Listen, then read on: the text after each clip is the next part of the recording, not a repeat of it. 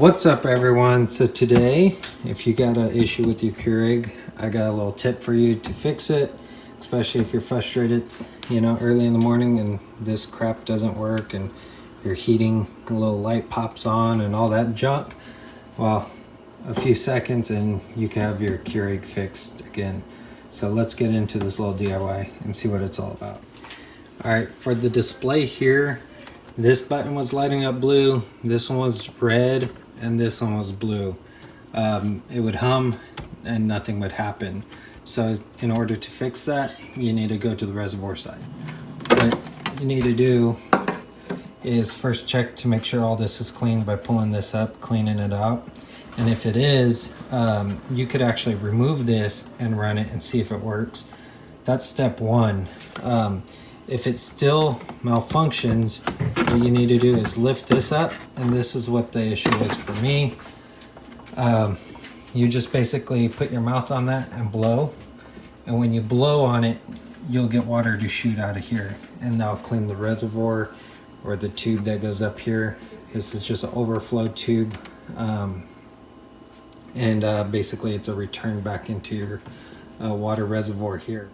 So if by blowing on that and water coming out of here, once you do all that, you could put it back together and run it.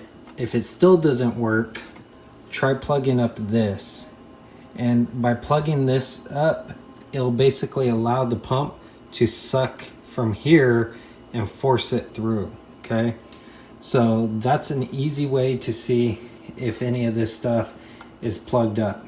If it still doesn't work, you could attempt to go into this area, make sure your cup is clean, of course, which probably all you people out there that have these already prior to cleaning them, but you also might want to make sure that's clean up in there, because if that's plugged up with any stuff from the water because your filter's old or what have you, that could be preventing it from flowing as well.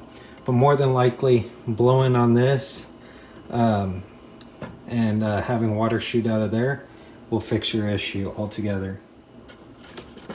Another thing you want to do is properly seat this, so make sure you have everything seated properly and then run it, okay? Because if this isn't seated properly, you won't be able to the plunger won't be able to activate upward to allow water to flow into the reservoir down here, which goes into the tube to fill up this. Okay, so it has to be able to seat properly in order for this to allow water to flow.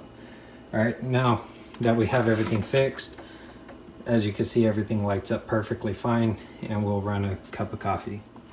So once all is said and done, of course when you latch it down, this starts blinking. We'll run a little cup just so you can see.